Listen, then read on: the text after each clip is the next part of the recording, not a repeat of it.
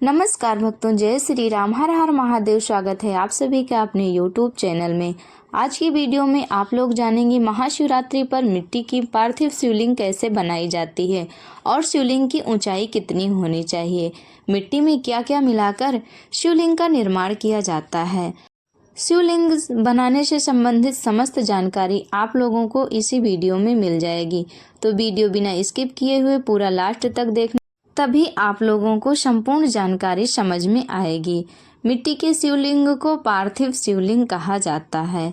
कहा जाता है कि महाशिवरात्रि के दिन जो भी व्यक्ति पार्थिव शिवलिंग को बनाकर अपने घर में मिट्टी की शिवलिंग बनाकर पूजा करता है, उसके समस्त पाप नष्ट हो जाते हैं और अकाल मृत्यु का भय भी उस इंसान को नहीं रहता है। तो आइए जानते हैं आज की वीडियो में कि पार्थिव शिवलिंग बनाने के लिए किन किन चीज़ों की आवश्यकता पड़ती है। शिव महापुराण के अनुसार पार्थिव पूजन से धन धान्य, आरोग्य और पुत्र की प्राप्ति होती है। कलयुग में मोक्ष की प्राप्ति और व्यक्ति की मनोकामनाओं की पूर्ति के लिए पार्थिव पूजन सबसे उत्तम माना गया है।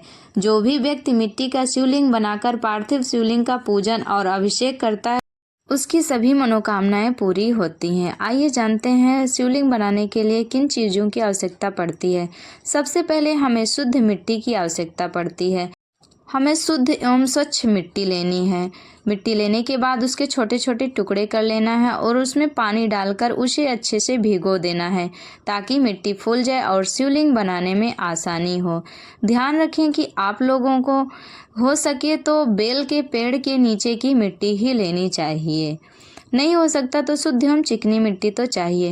अब हमारी मिट्टी तैयार हो गई, हमने इसको भिगोकर अच्छे से तैयार कर लिया है।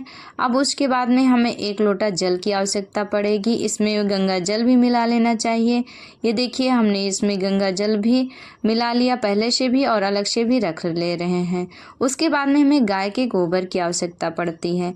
हमें क्या करना है, गाय का शुद्ध गोबर ले लेना है और उसके बाद में एक बेलपत्र, इसी पर हम शिवलिंग बनाएंगे, इसी के ऊपर रख के। उसके बाद में भस्म की ज़रूरत पड़ती है और शिवलिंग बनाने के लिए शिवलिंग की मिट्टी में गुड़ भी पड़ता है। गुड़ के साथ साथ इसमें मक्खन भी डाला जाता है। इन सब चीज़ों को मिलाकर पार्थिव मिट्टी की शिवलिंग का निर्माण किया जाता है। मिट्टी स्वच्छ एवं शुद्ध लेना है। जितनी आवश्यकता हो उतनी हमें मिट्टी ले लेना है और उसमें क्या करना है, गाय का गोबर मिट्टी के अनुसार, ये नहीं कि जितनी मिट्टी उतना गाय का गोबर ही हो, थोड़ा सा हमें गाय का गोबर ले लेना है और उसमें हमें अब क्या करना है, इन सबको मिला लेना है। इनको मिलाना है, उसमें थोड़ा सा गुड़ भी डाल देना है। ये नहीं कि ढेर ढेर सा डालें, आप थोड़ा थोड़ा सब चीज़ें डाल लें। मक्खन डाल दीजिए। अब इन सब चीज़ों को अभी इसमें भस्म डालना है। अब इसमें थोड़ा सा भस्म भी डाल लेंगे। भगवान शिव को भस्म अत्यंत प्रिय है, इसलिए हमें भस्म अवश्य ही डालना चाहिए शिवलिंग बनाते समय। अब क्या करना है, सभी चीज़ों को एक में मिला लेना है। उसके बाद में हमें एक में मिक्स कर कर मिट्टी अच्छे से तैयार कर लेना है और इसमें गंगा जल भी डाल लेना है। गंगा जल बहुत ही पवित्र होता है और गंगा जल सभी पूजा पाठ में लगता है। फाइनली हमारी मिट्टी तैयार हो चुकी है। अब चलिए हम शिवलिंग बनाते हैं। उसके लिए हमें एक पात्र की आवश्यकता पड़ती है। उसके ऊपर हमें बेलपत्री रख देना है, क्योंकि हमें बेलपत्र के ऊपर ही शिवलिंग का निर्माण करना है। अब मिट्टी को लेना है। सबसे पहले हमें ऊपरी भाग का निर्माण करना है। कहते हैं शिवलिंग की पूजा करने से अकाल मृत्यु का भी भय नहीं रहता है। पार्थिव पूजन से सभी मनोकामनाएं भी पूरी हो जाती हैं और कहते हैं कलिकाल में कुष्मांडा ऋषि ने इस पार्थिव शिवलिंग का पूजन करवाया था। आपको बता दें, पार्थिव शिवलिंग मिट्टी का शिवलिंग गाय के गोबर, गुड़, मक्खन, भस्म, मिट्टी और गंगा जल मिलाकर बनाया जाता है। पवित्र मिट्टी का ही इस्तेमाल करें। कोशिश करें कि बेल के पेड़ की नीचे की मिट्टी हो या फिर चिकनी मिट्टी का ही सेवन करना चाहिए। अब हमें इस प्रकार से मिट्टी को मुलायम कर कर के बनाना है। अच्छे से उसकी चिकनाई लेना है और चिकनाई करते हुए हमें शिवलिंग बनाना है।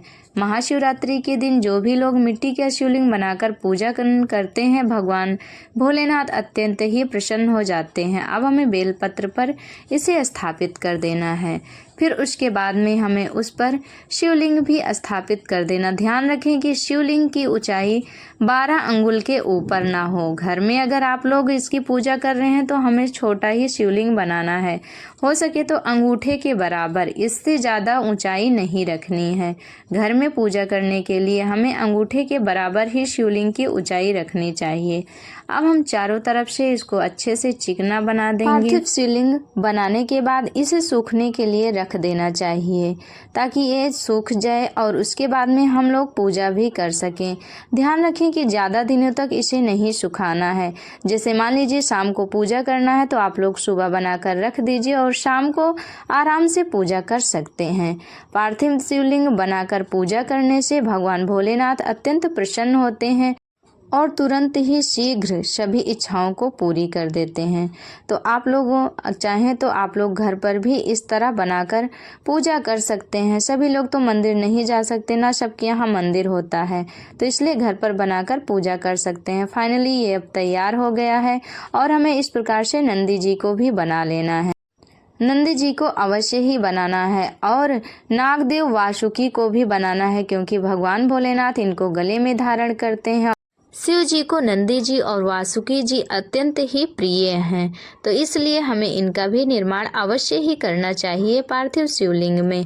तो इस प्रकार से घर पर मिट्टी की पार्थिव शिवलिंग बनाकर आप लोग पूजा कर सकते हैं और भगवान भोलेनाथ को प्रसन्न भी कर सकते हैं। तो ये थी पार्थिव शिवलिंग बनाने की विधि। आप लोगों को कैसी लगी कमेंट करके ज़रूर बताना। वीडियो अच्छी लगी हो तो लाइक कर देना, चैनल पर नए हो तो सब्सक्राइब कर लेना। भगवान भोलेनाथ और माता पार्वती की कृपा सभी भक्तों पर बनी रहे, इसी मनोकामना के साथ ये वीडियो यहीं तक। हमारे साथ प्रेम से बोलिए हर हर महादेव।